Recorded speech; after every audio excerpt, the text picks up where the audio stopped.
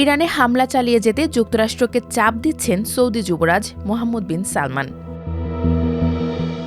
পাশাপাশি দেশ একই শক্তি কিংবা একই ধর্মের হওয়া সত্ত্বেও ইরানের পাশে না দাঁড়িয়ে ট্রাম্পের পক্ষ নিচ্ছেন সৌদি যুবরাজ। ইরানকে হারাতে ট্রাম্পকে বারংবার ফোন করছেন তিনি। তবে এই শত্রুতার শুরুটা হয়েছিল কয়েক দশক আগে। ডোনাল্ড ট্রাম্পের হোয়াইট হাউসে ফেরার পর থেকে পর্দার আড়ালে দাবার চাল বদলে দিচ্ছেন সৌদি যুবরাজ সালমান। একদিকে কূটনৈতিক আলোচনার টেবিল, অন্যদিকে ট্রাম্পকে ফোনে ইরানের উপর কঠোর হওয়ার আর্জি। আসলে কি ঘটছে রিয়াদ আর তেহরানের ভেতর? কেন গত ৪০ বছর ধরে এই দুই মুসলিম দেশ একে অপরের শত্রু হয়ে উঠেছে?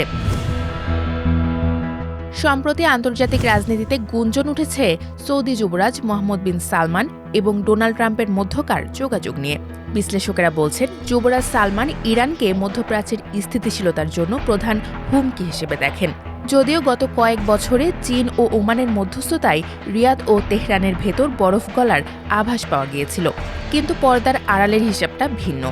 যুবরাজ সালমান মনে করেন, ইরানের কঠোরপন্থী ব্যবস্থাকে দুর্বল করতে না পারলে সৌদি আরবের নিরাপত্তা সবসময়ই ঝুঁকির মুখে থাকবে। তাই তিনি ট্রাম্পের ম্যাক্সিমাম প্রেশার বা সর্বোচ্চ চাপের নীতিকে সমর্থন করছেন। এমনকি ইরানের তেল ও জ্বালানি অবকাঠামোতে হামলার পরামর্শ দেওয়ার মতো কঠোর অবস্থানও রিয়াদ নিতে পারে বলে গুঞ্জন রয়েছে। কিন্তু প্রশ্ন হলো, এই শত্রুতা কি কেবলই ব্যক্তিগত, নাকি এর পেছনে রয়েছে দীর্ঘ ইতিহাস? এই শত্রুতার শিকড় খুঁজতে হলে আমাদের ফিরে যেতে হবে ১৯৭৯ সালে। সেই বছর ইরানে ঘটে যায় ঐতিহাসিক ইসলামিক বিপ্লব। আয়াতুল্লাহ খোমেনি ক্ষমতায় এসে রাজতন্ত্রের বদলে ধর্মভিত্তিক রাষ্ট্র প্রতিষ্ঠা করেন।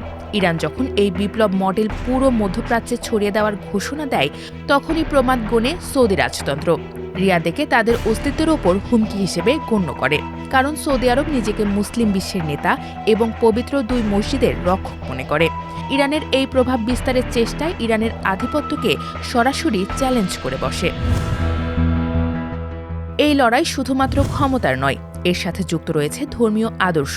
সৌদি আরব নিজেকে সুন্নি বিশ্বের অভিভাবক মনে করে, আর ইরান হল বিশ্বের বৃহত্তম শিয়া প্রধান দেশ। গত ৪ দশক ধরে এই দুই দেশ সরাসরি যুদ্ধ না করলেও লড়েছে অন্যের জমিতে, যাকে বলা হয় প্রক্সি ওয়ার। এছাড়া সাদ্দাম হোসেনের পতনের পর ইরাকে ইরানের প্রভাব বাড়ে, যা সৌদি আরবকে ক্ষুব্ধ করে। সিরিয়া যুদ্ধেও দুই দেশ বিপরীত মেরুতে অবস্থান নেয়। এছাড়া ইয়েমেনের হুতি বিদ্রোহী বনাম সৌদি জোটের লড়াই মূলত রিয়াদ ও তেহরানের ছায়াযুদ্ধের সবচেয়ে রক্তাক্ত রূপ।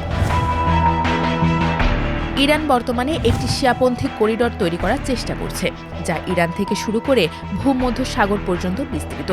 লেবাননের হিজবুল্লাহ, ইয়েমেনের হুতি এবং ইরাকের শিয়া মিলিশিয়ারা ইরানের বড় শক্তি। অন্যদিকে সৌদি আরবকে সমর্থন দিচ্ছে যুক্তরাষ্ট্র এবং সংযুক্ত আরব আমিরাতের মতো দেশগুলো। তেলের বাজার নিয়ন্ত্রণ এবং সামরিক শ্রেষ্ঠত্ব বজায় রাখার এই লড়াই এখন চরম পর্যায়ে। তবে এই লড়াইয়ের ঝুঁকিও আছে ভয়াবহ। সৌদি আরবের ভয় হল, ইরান যদি পারমাণবিক অস্ত্র তৈরি করে ফেলে, তবে রিয়াদের তেলের বাজার এবং আঞ্চলিক নেতৃত্ব ধসে পড়বে। আবার সরাসরি যুদ্ধ লাগলে ইরান তার ড্রোন ও মিসাইল দিয়ে সৌদি আরবে বড় ধরনের হামলা চালাতে পারে। সম্প্রতি ট্রাম্পের সঙ্গে একাধিক আলোচনা করেছেন যুবরাজ সালমান, যেখানে তিনি বারবার জানিয়েছেন ইরানের কঠোরপন্থী সরকারকে ধ্বংস করতে হবে। তার মতে, ইরান উপসাগরীয় অঞ্চলের জন্য দীর্ঘমেয়াদী হুমকি, যা দূর করতে হলে শাসন পরিবর্তন জরুরি। হামলা চালানোর পাশাপাশি ইরানি স্থল অভিযান চালানোর পক্ষেও মত দিয়েছেন যুবরাজ সালমান। ইরান যুদ্ধকে মধ্যপ্রাচ্য পুনর্গঠনে একটি ঐতিহাসিক সুযোগ হিসেবে দেখছেন তিনি। এমনকি ট্রাম্প কখনো কখনো যুদ্ধ শেষ করতে আগ্রহী হলেও যুবরাজ সালমান যুক্তি দিয়ে যাচ্ছেন যে এটি ভুল হবে। তেহরানকে দুর্বল করতে ট্রাম্পকে ইরানের জ্বালানি অবকাঠামোতে হামলার পরামর্শ দিয়েছেন যুবরাজ। বিশ্লেষকেরা বলছেন, যুবরাজ সালমান সম্ভবত যুদ্ধ এড়াতে চেয়েছিলেন, কিন্তু তিনি এখন উদ্বিগ্ন। যদি ট্রাম্প পিছু হটেন, তাহলে সৌদি আরব সহ মধ্যপ্রাচ্যের অন্যান্য দেশগুলো ক্ষতিগ্রস্ত হবে। বিশ্লেষকদের মতে, একটি অসমাপ্ত যুদ্ধ সৌদি আরবকে ঘন ঘন ইরানি আক্রমণের মুখে ফেলবে। এজন্য যুবরাজ সালমানের কৌশল এখন দ্বিমুখী। একদিকে ট্রাম্পকে দিয়ে ইরানকে কোণঠাসা করা, অন্যদিকে নিজের প্রতিরক্ষা ব্যবস্থা মজবুত করা। ওয়াল স্ট্রিট জার্নালের প্রতিবেদন অনুযায়ী সৌদি আরবের যুদ্ধে প্রবেশ করাটা কেবল সময়ের ব্যাপার।